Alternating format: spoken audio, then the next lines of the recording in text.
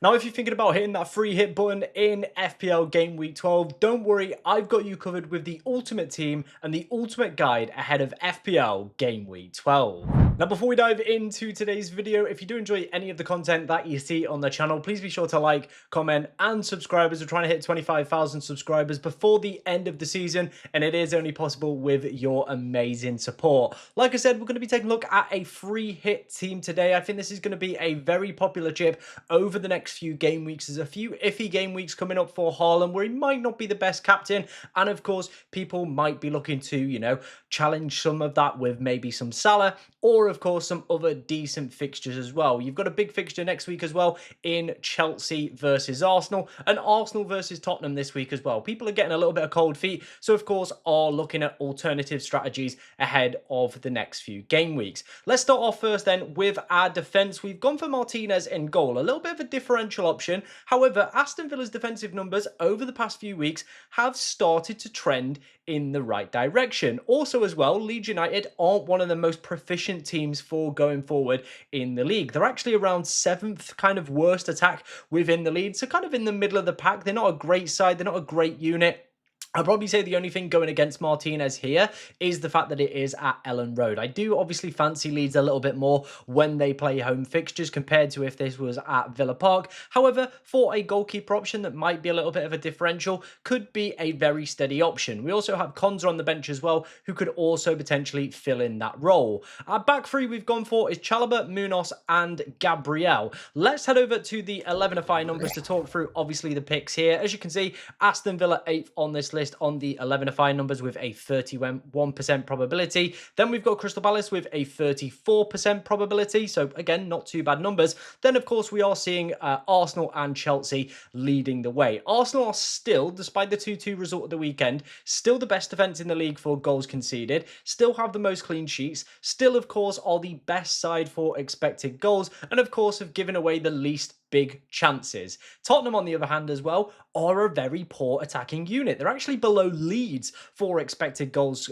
created so far this season. They're not really exciting fans at the Tottenham Hotspur Stadium right now. So I do think Arsenal will be looking to get back. And of course, I still think Gabriel is just one of those picks that's got so much going for him, with of course the projected goal number, the expected goal numbers from set plays. Given the fact that Arsenal will look to target that metric, he's got defensive contributions as well. So I think there's just so much going for him as a defensive pick, and is still a very, very good pick on a free hit for this game week. In terms of the Palace defenders, I think we've actually got a couple of choices here. I've selected Munoz. He has the best XGI non-penalty here. I've put all my Palace players in this list so we can come back and keep referring to it throughout today's video. Obviously, with their great fixture against Wolves, we're probably going to be talking about Palace players quite a bit, so I've put them all together in a list. It is filtered by expected goal involvement non-penalty. We can see Munoz has got some absolutely cracking numbers here.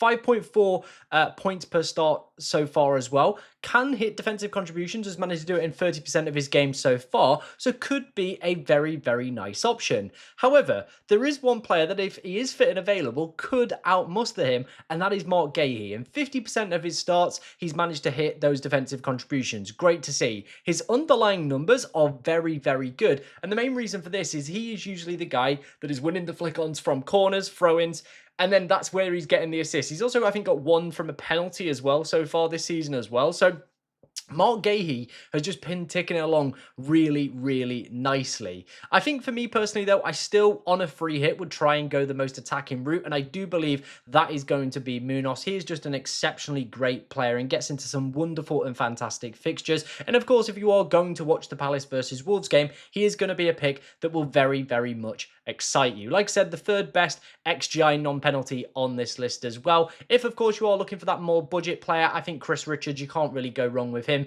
60% of his games so far hitting those defensive contributions as an alternative defensive option if you want to stick with the Palace defense. Moving over to Chelsea, again, I've got a full sheet of Chelsea players because we're going to obviously talk about a lot of them during today's video with their great fixture up against Burnley. As you can see right now on screen, the defenders we've got are James, Cucurella, and Chalobah are the ones I've selected. I've put Chalobah in the side, as you can see.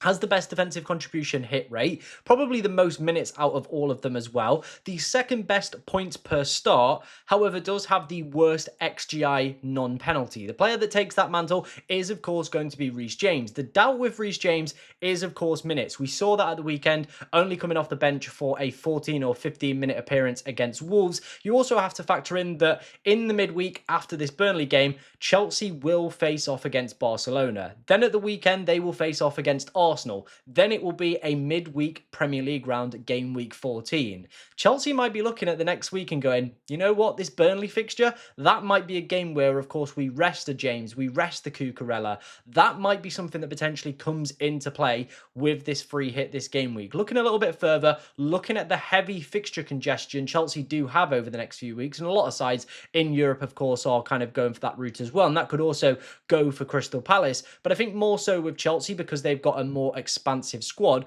maybe somebody like a James, Cucurella or Chalobah could potentially miss out. So maybe having that bench spot ready and with an appropriate pick could also be worthwhile. Like I said, if you're fancying a little bit of flair to the pick, I think Reece James could be excellent. He's taken all free kicks off of Enzo Fernandez. He's also taking corners off Enzo as well when he is on the pitch. He's got open play threat as well. Chelsea are actually a decent side for expected goals from set plays as well. So I do think James could be, you know, a nice differential pick on the free hit for this game week. Like I said, that is going to be the defensive side of our free hit. Let's move a little bit further forward and head into the midfield.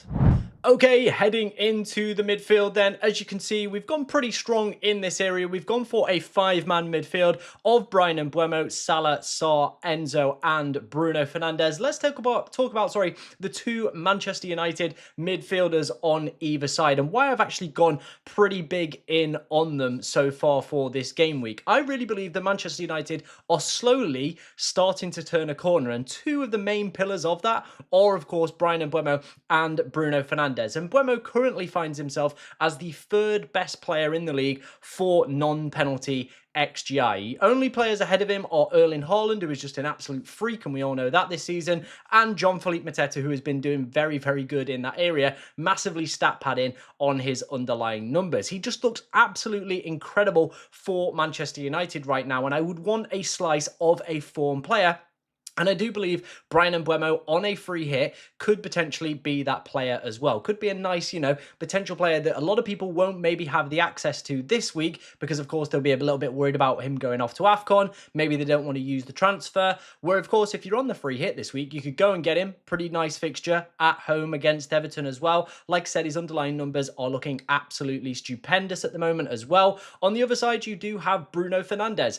I absolutely love Bruno. If you've watched any of the content this year, you know I'm an absolute massive Bruno Fernandes fan, and for very, very good reason. He is a player that does, of course, have multiple routes to points. He's got the defensive contributions, he's got penalties, he's got corners, he's got free kicks, and of course has pretty not bad open play XGI as well outside of the penalties. So all in all, he just is a player that is just going to tick along very, very nicely. And I do again believe that Manchester United will probably have a very strong performance against Everton at home. So I'm feeling pretty confident about these guys as potential pickups for this week. Obviously, if we head back to the 11ify numbers, we can see that Liverpool here are the best side for projected goals. So I think it makes sense to have probably their star man, and that is Mohamed Salah. Now, of course, the numbers this year haven't been anywhere what they were in previous campaigns. If we head to the Liverpool data, as you can see here, these are some of my favourite Liverpool players. Salah is currently the second best Liverpool player for XGI non-penalty. The only player above him is Cody Gakpo. However, he's in and out of the squad.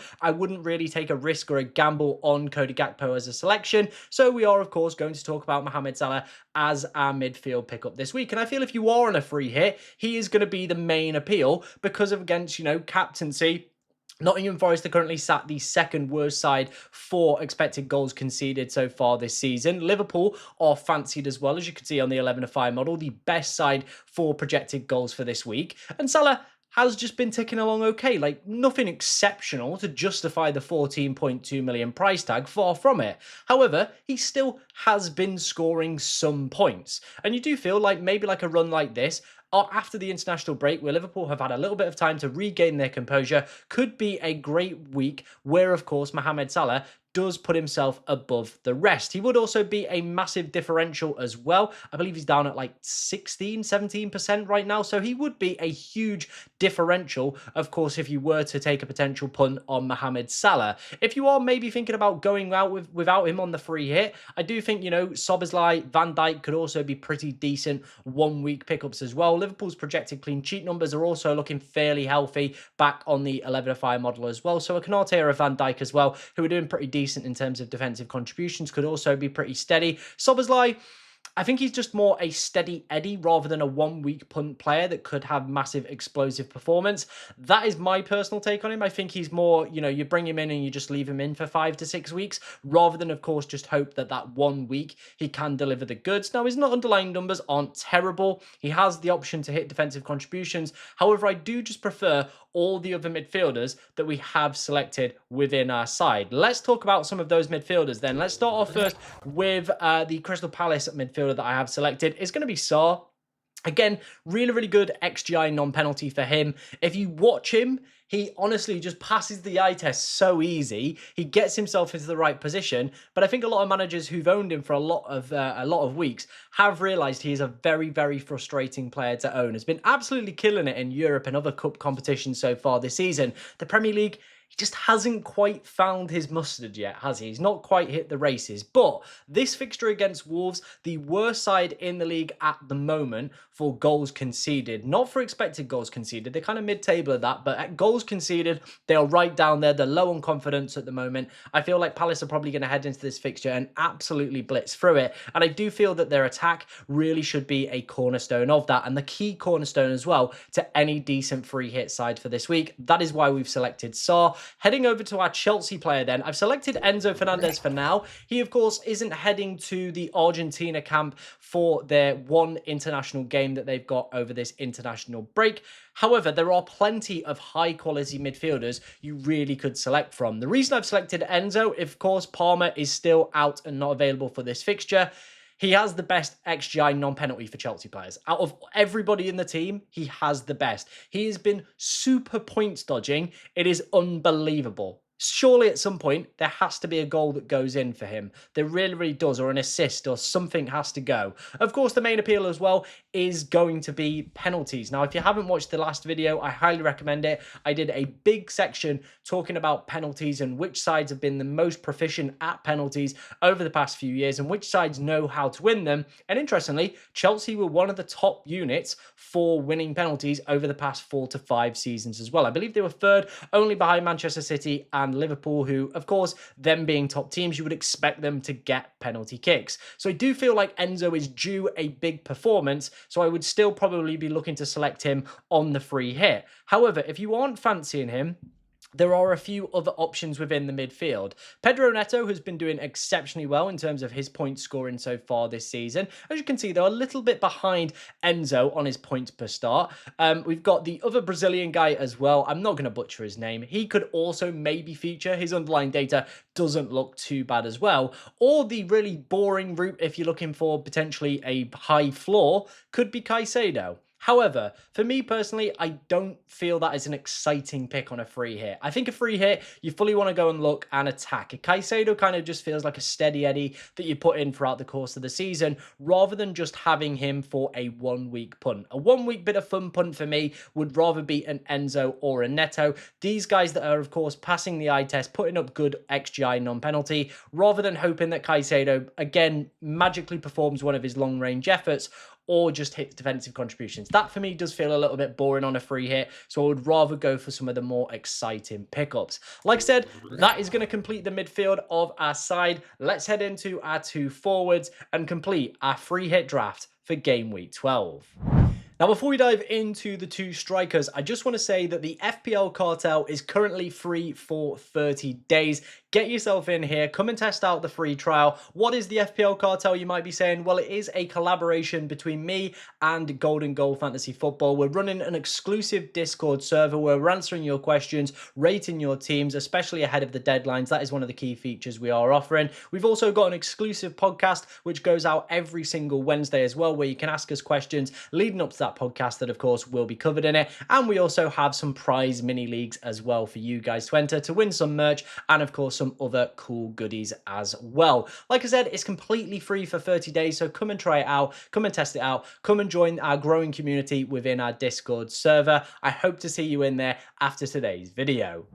Okay, completing our lineup then, it is going to be Jean-Philippe Mateta and, of course, João Pedro. Are we shocked that these two have entered the side? Not for me personally. Both of them in pretty decent form, actually. João Pedro scoring within his last 2 Premier League games. What a troll he is. However, up against Burnley, the worst side for expected goals conceded, you definitely want the striker, or at least the 10 in this case, for this game as well. Mateta, obviously, we all know what he's been capable of so far this season, absolutely smashing it out of the park. Of course, he is the second best player for non-penalty XGI within the Premier League as well. But thankfully, he also has the penalties as well, which is, again, another route to points that I, of course, love to look at with that Wolves fixture as well, given the fact that they are the worst side right now within the Premier League. Again, if we head back to the data, I know you guys have seen this table a million times already this video, but it's just such a useful table for obviously identifying key players from each side. And Mateta, as you can see here, just absolutely blowing everybody away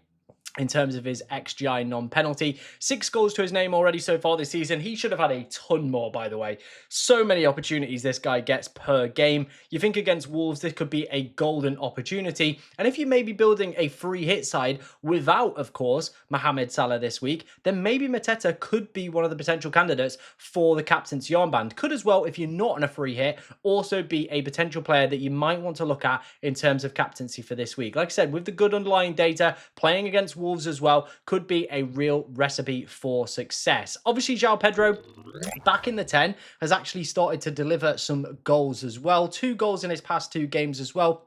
After blanking for an extended period of time, he actually has the most goal involvements out of all Chelsea players, the second best XGI non-penalty as well, and is currently averaging 5.2 points per start. So not a bad guy to potentially go with. Like I said, up against Burnley, the worst side for expected goals conceded so far in the league. Just feels like those two are very steady eddies on the free hit for this game week. Like I said, I expect to see you all in the FPL Cartel Discord after today's video. Let me know what you think of the free hit side as well in the comment section. If you've got any questions as well, get them down there or in the Discord, and make sure you're liking and subscribing for more FPL content.